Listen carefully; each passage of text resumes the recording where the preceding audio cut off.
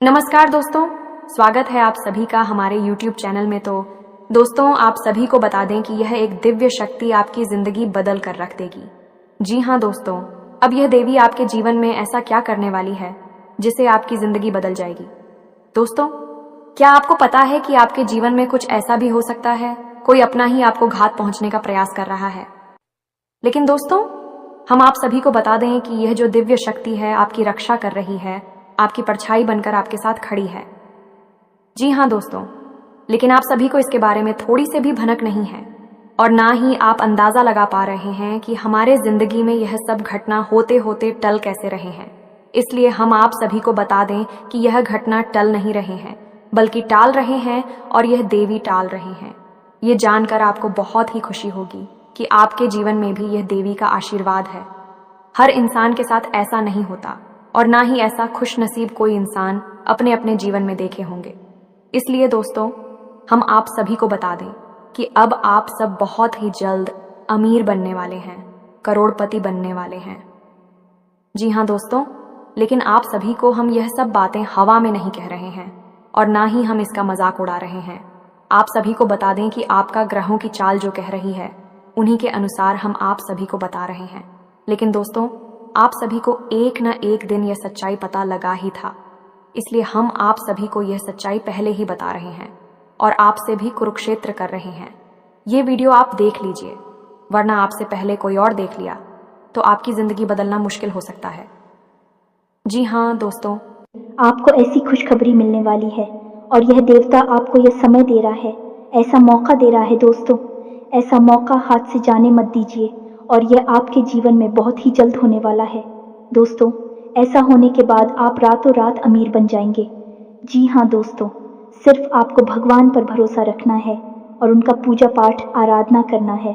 दोस्तों, ऐसा करके आप भगवान को प्रसन्न कर लेंगे और भगवान आपकी हर एक मनोकामनाएं पूरी करेगी। तो दोस्तों, आप सभी को हम इतना ही कहेंगे कि आप हमारा वीडियो को पूरा देखें, इस वीडियो को बीच में ना छोड़ें, अन्यथा आपको बहुत ही परेशानियों का सामना करना पड़ सकता है। कहते हैं, आधा अधूरा ज्ञान खतरनाक साबित होता है। जहां दोस्तों, इसलिए हम आप सभी को यह सलाह देंगे कि इस वीडियो को पूरा देखें और भगवान पर भरोसा रखें और अपना मेहनत करते जाएं। मेहनत का फल आपको एक दिन ज़रूर मिलेगा और वह समय बहुत ही जल्द आने वाला है कि कुछ ऐसी बातें भी हम आपको बताएंगे, क्योंकि केवल आपके व्यक्तित्व के बारे में है, खुद के बारे में है और बेहद ही गुप्त है। तो इन बातों के बारे में आप किसी से चर्चा ना करें। दूसरा ये है, आप वीडियो को बिल्कुल अकेले में, एकांत में, ठंडे दिमाग से देखें तो आपको ज़्यादा समझ में आएगा।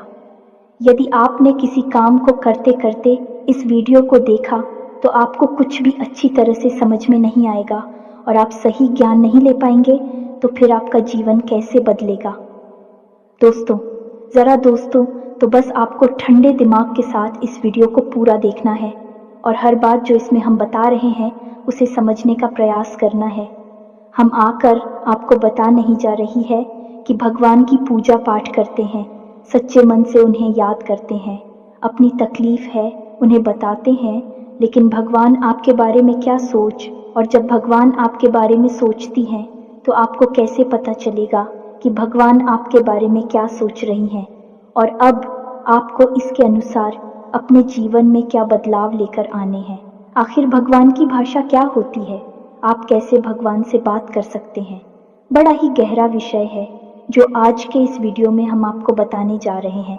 यदि आपने आज के इस वीडियो को नहीं देखा तो यकीन मानिए आप एक बेहद ही महत्वपूर्ण जानकारी से वंचित रह जाएंगे। जी हाँ दोस्तों, आपके जीवन में जो आज की स्थिति बन रही है, इस स्थिति में भगवान आपके बारे में कुछ विशेष कर बैठे हैं। कुछ खास बड़ी घटनाएं आपके जीवन में घटित होने वाली हैं, लेकिन यदि आपने भगवान के द्वारा दिए जाने वाले संकेतों को नहीं समझाता, भगवान की भाषा को नहीं समझा, तो आप निश्चित तौर पर वही गलतियां करते रहेंगे जो आप लगातार करते चले आ रहे हैं। फिर निश्चित तौर पर आप ना तो अपने जीवन में कामयाबी हासिल कर पाएंगे और ना ही भगवान की कृपा आपको प्राप्त हो पाएगी। तो बस ठंडे दिमाग से आपको वीडियो पूरा देखना है और हर एक बात जो हम बता रहे हैं उसे समझने का प्रयास करना है। तो चलिए दोस्तों, बिना समय गवाएं आज के इस वीडियो को प्रारंभ करते हैं और बताते हैं कि क्या फैसला है जो भगवान ने आपके लिए लिया है और आपको इस फैसले के अनुसार अपने जीवन में कौन सी ज़रूरी बदलाव लेकर आने चाहिए।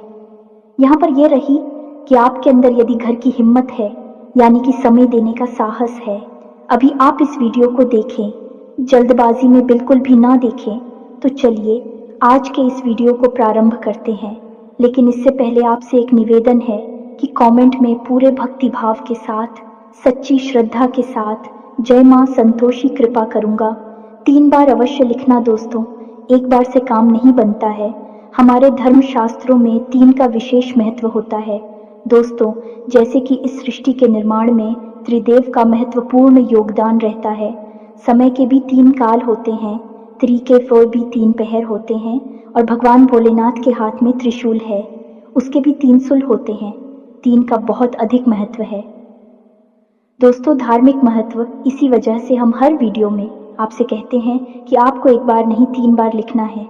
जय मां संतोषी कृपा करो। आप सच्चे भाव से यदि इस क्रिया को करते हैं तो यही आपकी पूजा बन जाएगी, आराधना बन जाएगी और मां संतोषी आपके हर एक कष्ट को हर लेंगे और आपके जीवन में कृपा और आशीर्वाद भेज देंगी।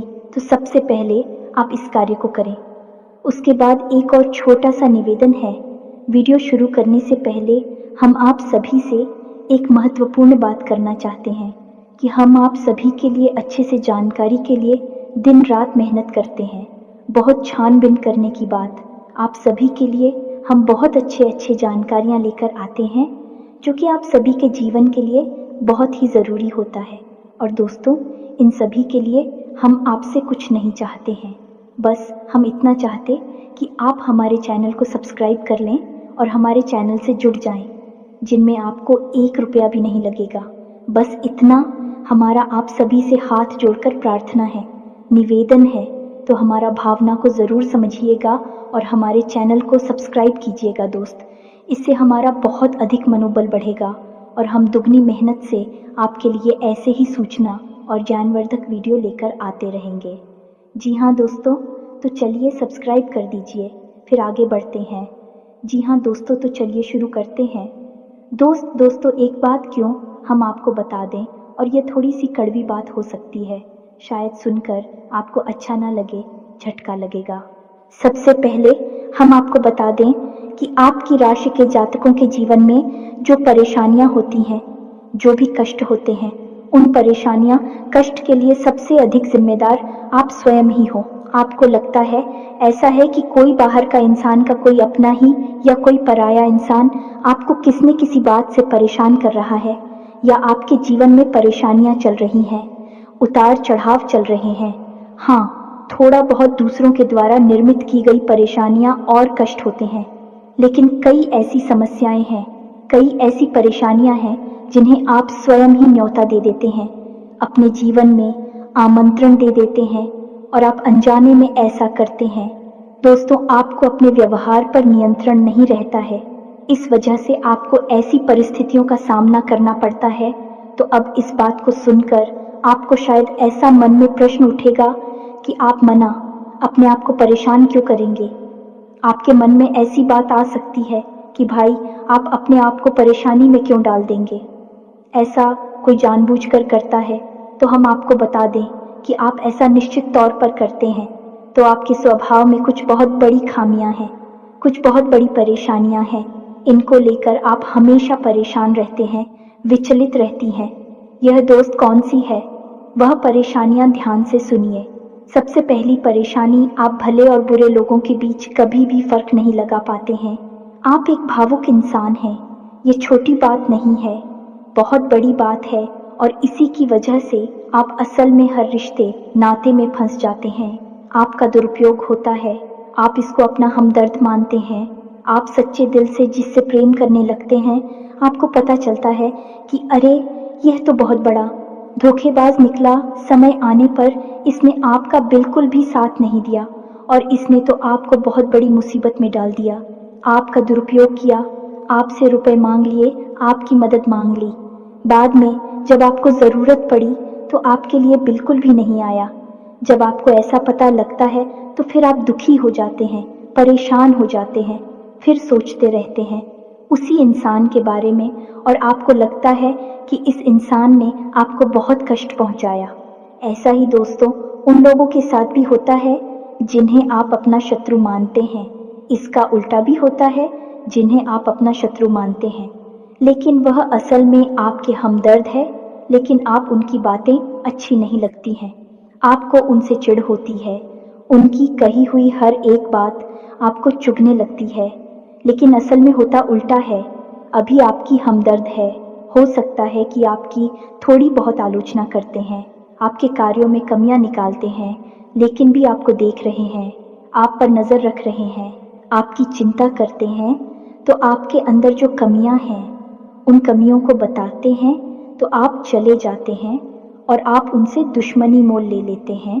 तो अपने जो आपकी हैं सच्चे वाले, उन्हें तो आप कभी पहचान नहीं पाते हैं, और जो नकली वाली अपनी है, क्योंकि मगरमच्छ के आंसू बहाते हैं, ढोंग करते हैं, नकाब लगाकर आपके आसपास घूमते रहते हैं, ऐसे लोगों को आप अपना समझते हैं और फिर आप परेशान होते हैं। इधर भी आपको परेशानी मिलती है और उधर भी आपको परेशानी मिलती है।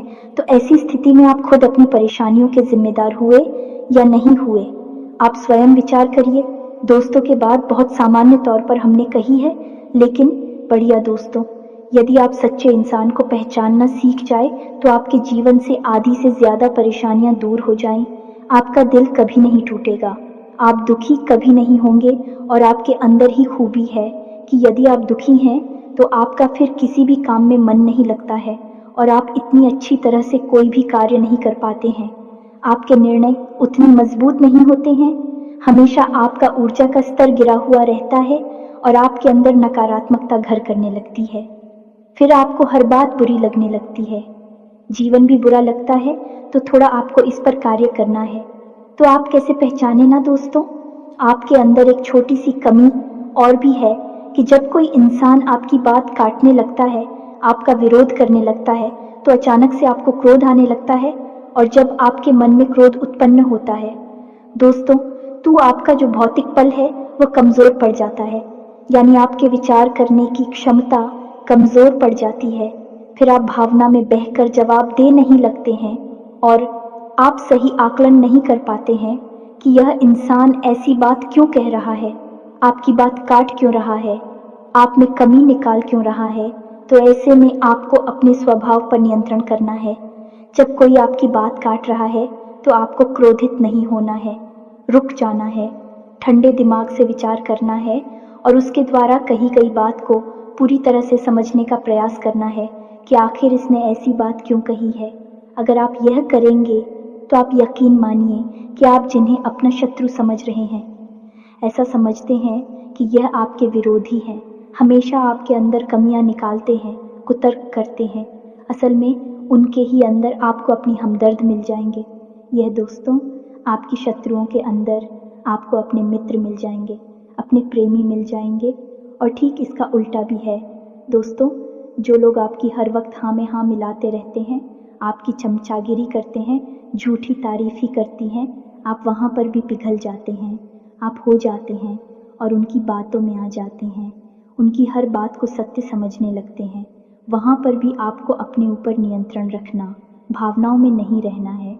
और जब वह आपसे कोई बात कह रहा है, आपकी तारीफ कर रहा है, और आपको विचार करना है, आप खुद इतने बुद्धिमान हैं कि आसानी से पता लगा लेंगे कि इस इंसान ने आपकी यहाँ पर झूठी तारीफ की है, वहीं उसकी पोल खुल जाएगी और आप समझ जाएंगे कि यह एक धोखेबाज इंसान है, इस स्वार्थ सिद्ध करने के लिए आपसे जुड़ा हुआ है, तभी आपकी अनाप शनाप तारीफें कर रहा है और आपसे अपना मतलब सीधा करना चाहता है। ये दो काम यदि आप करने लगेंगे, आप निश्चित तौर पर अपनी 50% से ज़्यादा, इन्हीं आधी से ज़्यादा अपनी तकलीफ़ों को अपने हाथों से दूर कर पाएंगे। दोस्तों, हम गारंटी देते हैं, बस यहाँ पर आपको सबसे बड़ा कार्य ही करना है कि कोई आपसे कुछ भी कहे, आपको तुरंत उसका जवाब नहीं देना है, तुरंत अपने मन में कोई विचार नहीं लाना है, थोड़ा रुक जाना है, फिर उसके बाद सोचना है कि ऐसा क्यों कहा, ऐसा क्यों किया है, कारण क्या था। जब आप विचार करेंगे तो आपको सारी बातें स्पष्ट तौर पर समझ में आ जाएंगे। इसी के साथ साथ दोस्तों, आपको हम बता दें कि आपके अंदर एक और बहुत बड़ी कमी है। इस कमी को आपको खाना बहुत आवश्यक है, और वह कभी यह है कि आप आलसी हो जाती हैं। वैसे तो आप बहुत मेहनती हैं, लगन के साथ काम करते हैं, और जब आप काम करने पर उतारू हो जाती हैं तो आपसे बेहतर कोई कार्य कर ही नहीं सकते। आपकी कार्य क्षमता बहुत ही अद्वितीय है, ये बात आप यकीन कर लीजिए दोस्तों। लेकिन अच्छाई के साथ हमेशा बुराई भी होती है। जहां आप ही बेहतरीन कार्य करता है, वही आपके अंदर ही खामी यह है कि यदि आप अलग करने पर आ जाएं, का रिपोर्ट डालने पर आ जाए, तो आप काम को इतना ज़्यादा टाल देते हैं, इतना ज़्यादा आलस दिखाते हैं कि फिर आप समय पर कार्य करने के लिए खड़े होते हैं। तब तक बहुत देर हो जाती है और आप कार्य में पिछड़ जाते हैं। आप याद करके देखिए दोस्त, हमारे कहने से कि आपने कई बार कार्य को इतना डाला, कितना डाला कि अंत में जाकर आप उस कार्य को सही समय पर कर ही नहीं पाए और वहां पर आपको सफलता मिल गई। कई ज़रूरी से ज़रूरी कार्यों को भी आप डालने लगे हैं, आलसी हो जाते हैं। बहुत बड़ी कमी है दोस्तों। आपको यहाँ पर भी विचारशील बनना है, समझना है अपने जीवन में कौन से कार्य ज़रूरी है, उन्हें सबसे पहले करना है। उन्हें भूल कर भी आलस नहीं करना है, और जो कम ज़रूरी कार्य में आप आदेश कर भी सकते हैं। दोस्तों, विचारशील बनेंगे तो ही आप इस कमी से दूर हो पाएंगे। कोई आपको नहीं बताएगा, ये बात हम बता रहे हैं क्योंकि कोई भी सीधे तौर पर आपसे दुश्मनी नहीं लेना चाहता है कि आपका क्रोध, आपका गुस्सा बहुत खतरनाक है। जी हाँ दोस्तों, और आपकी ये बहुत बड़ी कमी है कि आप सीधे तौर पर अपनी आलोचना सहन नहीं कर पाते हैं, इसलिए लोग आपको सत्य बताने से भी कटने लगते हैं। तो एक ये ज़रूरी काम है, इसको भी आपको करना है। अब सुनिए एक सबसे महत्वपूर्ण बात की दोस्तों, आपके अंदर एक ऐसे अच्छी बात है, ये बड़ी बात नहीं है, लेकिन इसमें कहीं ना कहीं आपके जीवन में नकारात्मकता शामिल हो जाती है। तो ध्यान से सुनिए कि आपकी एक बड़ी आदत क्या है कि आपके अंदर छल कपट की भावना नहीं है। आप झूठ को सहन नहीं कर पाते हैं और अब बात सीधे तौर पर लोगों के सामने रख देते हैं, यानी सत्य का साथ देते हैं और सीधे तौर पर अपनी बात लोगों के सामने रख देते हैं। अब इससे होता यह है कि लोग आपसे बहस करने पर उतारू हो जाती हैं और आपकी सही बात का भी गलत मतलब निकालने लगते हैं, क्योंकि आप इतने सीधे तौर पर बात बोलते हैं, घुमाने फिराने की आपकी आदत नहीं है। सीधे सीधे आप बात बोल देते हैं, फिर चाहे किसी को बुरी लगे या अच्छी लगी। तो ऐसी में कई बार ऐसा होता है कि आप बहसबाजी को आमंत्रण दे देते हैं, लोगों के साथ में पड़ जाते हैं और वह बहस कई बार इतनी बढ़ जाती है कि आपके रिश्तों में भी खटास आ जाती है और आपके जीवन में भी नकारात्मकता आ जाती है। कभी कभी तो बहस इस हद तक चली जाती है कि वह इस झगड़े का रूप भी ले लेती है। यहाँ पर आप थोड़ा सा चतुराई से काम लेना सीखना होगा। ज़्यादा सीधेपन से भी काम नहीं चलता है और आपके मन में सत्यता है, आप उसे बनाकर रखी है, लेकिन दुनिया में उस सत्यता का प्रदर्शन करने की कोई आवश्यकता नहीं है।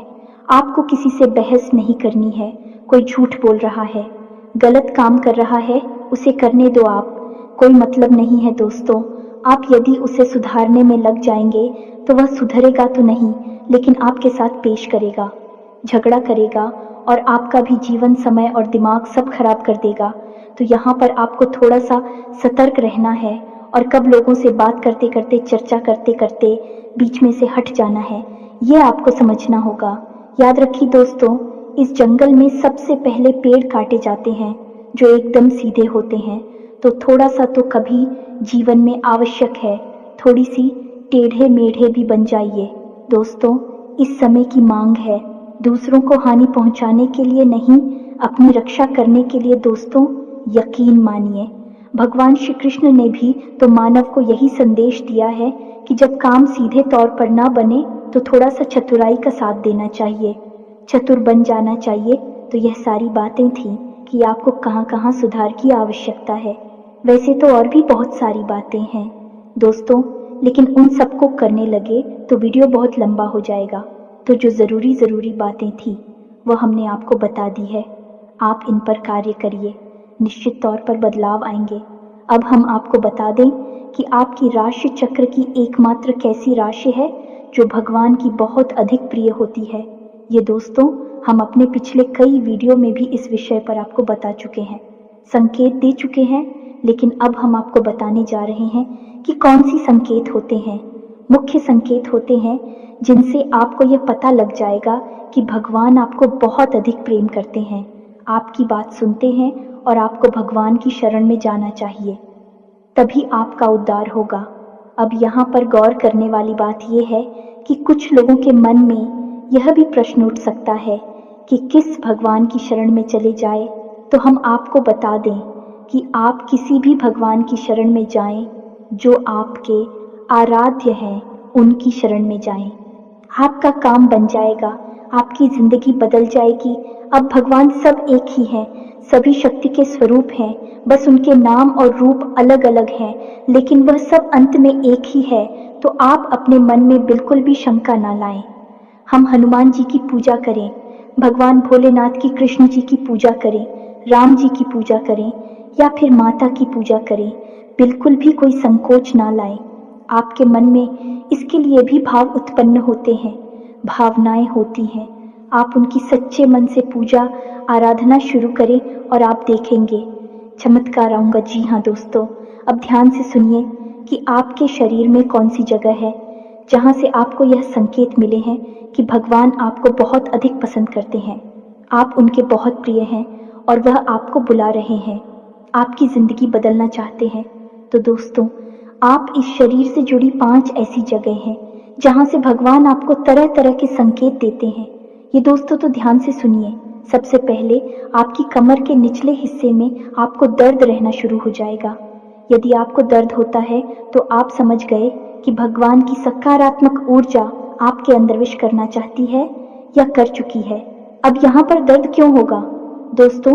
तो आप समझ गए कि इंसान के शरीर का सबसे निचला चक्र मूलाधार इसी स्थान पर होता है और ये मूलाधार चक्र है, ये आपको बहुत ही ख्वाबी बनाता है दोस्तों, यानी कि सुख सुविधाएं और ऐश्वर्य को भोगने के लिए प्रेरित करता है। तो ऐसे में जब ईश्वर की सोच, सकारात्मक निर्गुण ऊर्जा आपके अंदर प्रवेश करती है तो सबसे पहले आपको यहीं पर पीड़ा होनी शुरू हो जाती है। यहीं पर आपको हल्का हल्का सा दर्द रहना शुरू हो जाएगा। कभी कभी तेज होगा, कभी कम होगा और कभी गायब ही हो जाएगा। अब जब दर्द आपको होगा तो आप दवाई भी ले लेंगे, अभी आपको राहत नहीं मिलेगी, एक बेचैनी सी रहेगी। तो आप समझिए कि यदि यहाँ पर आपको दर्द होता है तो आप समझ जाइए कि भगवान आपको बुला रहे हैं, आपको बहुत प्रेम करती हैं। अब कुछ लोगों के मन में यह प्रश्न आएगा कि कोई बीमारी होगी तो दोस्तों आप चेकअप कराएंगे, डॉक्टर के पास जाएंगे, बीमारी कोई भी नहीं निकलेगी, लेकिन दर्द लगातार बना रहेगा। यह दोस्तों, यह प्रमाण होगा। दूसरा स्थान है आपकी माथे पर, आपकी आंखों के बीचों बीच दोस्तों, जिसे हम आज्ञा चक्र करती हैं। अब आज्ञा चक्र, जैसा कि इसका नाम है कि आज्ञा दी जाएगी, आप आज्ञा से संबंधित जो भी क्रियाएं हैं, विक्रिया ऐसी चक्र से नियंत्रित होती है। अब जब आप स्वयं को आकर दे रहे हैं कि आज मैं यह काम करूंगा, आज मैं यहाँ जाऊंगा, वहां जाऊंगा, इसी बीच ईश्वर की शुद्ध सकारात्मक ऊर्जा आपकी शरीर में प्रवेश कर जाती है और वह आपसे कुछ और करवाना चाहती है, पूजा पाठ कर आना चाहती है, ईश्वर का नाम लेना चाहती है, लेकिन आप उसी सो नहीं रहे हैं। तो ऐसे में क्या है, एक विचार उत्पन्न होता है, आप भौतिकवादी हैं और अध्यात्म आपको खींच रहा है, ईश्वर आपको खींच रहे हैं। तो यही खिंचाव आपको अपने माथे पर महसूस होगा, हल्की हल्की नाथों की किताब साहू का और थोड़ी हल्की हल्की खुजली भी होगी, दर्द भी रह सकता है। यदि संकेत हैं आपको तो समझ जाइए कि ईश्वर आपसे प्रेम करते हैं। अब आपको तैयार हो जाना है, फीमेल इन हो जाना है। कार्यों को करते करते भी इस तरह करें कि आप ईश्वर की भक्ति कर रहे हैं, यानी ईश्वर का नाम लेते लेते कार्य को करें। तीसरा स्थान है दोस्तों आपकी वाणी। आप देखेंगे कि अचानक से कुछ ऐसा होने लगा है कि आप द्वारा बोली गई बातें सच होने लगी हैं। हर बात तो नहीं होगी, लेकिन कई बातें ऐसी होंगी जो आपने यूं ही बोल दी और वह बात सच हो जाएगी। यदि ऐसा हो रहा है तभी आप सतर्क हो जाइए। चौथा स्थान है आपके विचार। अब आपने किसी के बारे में कुछ बोला नहीं, बस मन में सोच ही लिया क्या, और वह घटना भी यदि घट जाएगा, ऐसा भी हर बार नहीं होगा। अक्सर कई बार होगा, लेकिन स्पष्ट तौर पर नहीं होगा। आपके मन में बस जरा सा विचार आएगा और वह विचार सत्य हो जाएगा। जिन दोस्तों, यह भी एक बहुत बड़ा संकेत है और आखिरी संकेत है।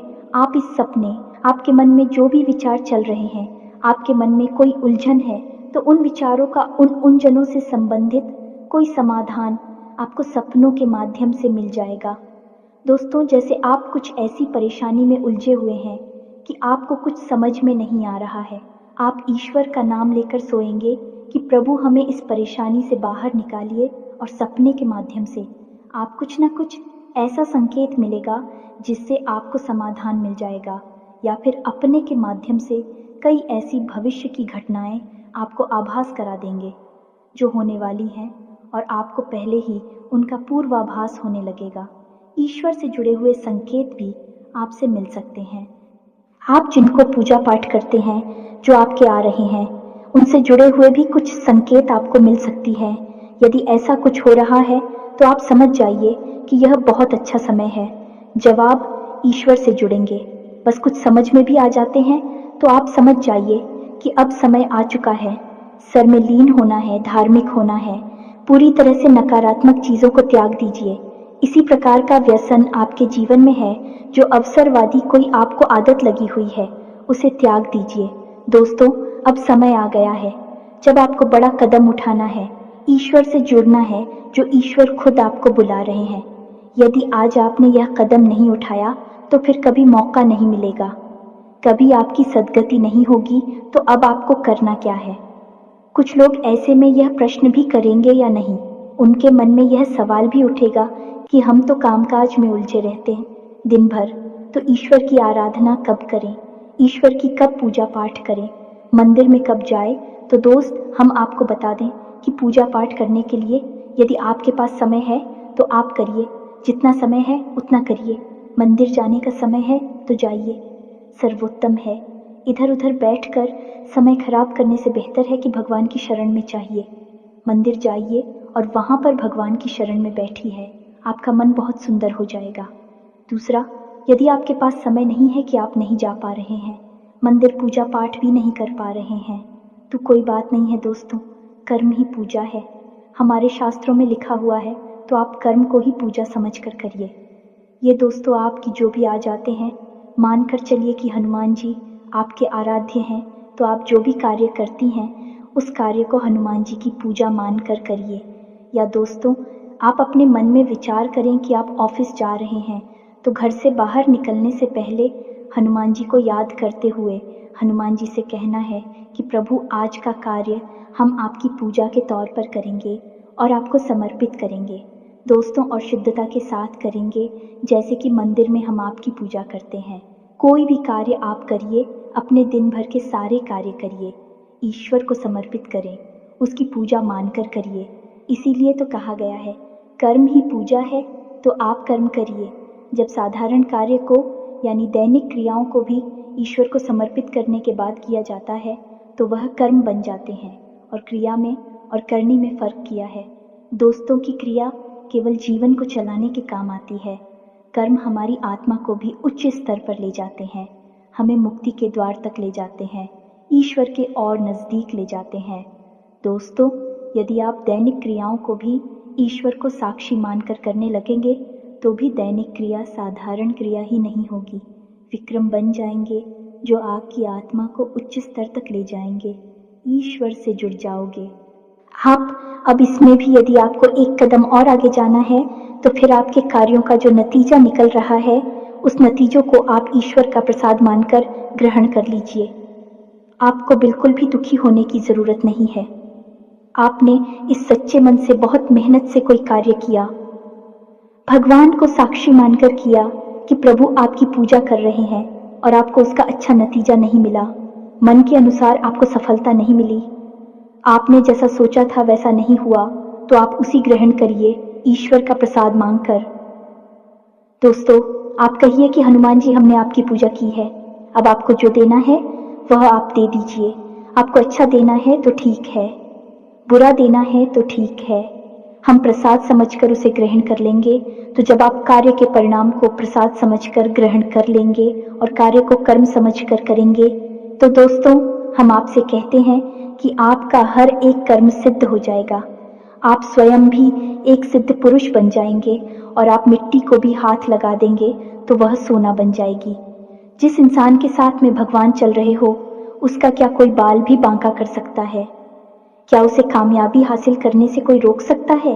पांडवों के साथ भगवान श्री कृष्ण थी और वह कितनी विशालतम सेना भी पांडवों का बाल भी बांका नहीं कर पाई।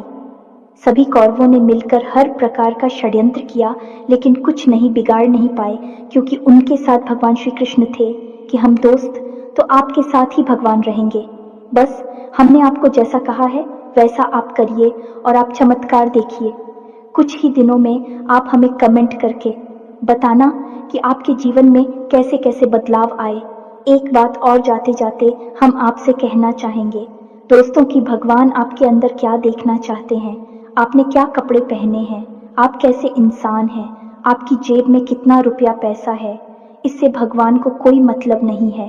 भगवान त्रिकालदर्शी हैं, अंतर्यामी हैं, वह आपके अंदर झांक सकते हैं और आपके मन में क्या भावनाएं चल रही हैं, बस उन्हीं से भगवान का मतलब है कि आपके भाव से, आपकी भावना से भगवान को मतलब है। तो जैसे ही आपके भाव बदलेंगे, भावनाएं बदलेंगे, आपका भगवान से जुड़ाव और मजबूत हो जाएगा। तो उम्मीद है कि हमने जो जानकारी आपको दी है, आपको ये जानकारी अच्छी लगी है, पूरी तरह से समझ में आ चुकी है और इस जानकारी का कैसे प्रयोग करना है, अपने जीवन को कैसे बदल रहा है, यह भी आप अच्छी तरह से समझ चुके हैं। फिर भी यदि कोई प्रश्न आपके मन में उठता है तो आप कमेंट करके पूछिए, हम आपके प्रश्नों के जवाब देने की पूरी कोशिश करेंगे। इसी के साथ साथ आज की इस वीडियो में विराम देते हैं। कमेंट में पूरे भक्ति भाव के साथ जय मां संतोषी याद रखें, भाव का ही मूल्य है। माता जी आपके पास तो बच्चे भाव के साथ रखें। जय मां संतोषी मां कृपा करो। एक प्यारा सा लाइक भी अवश्य करें। मिलते हैं अगले ज्ञानवर्धक वीडियो में, तब तक के लिए धन्यवाद। जय माता की।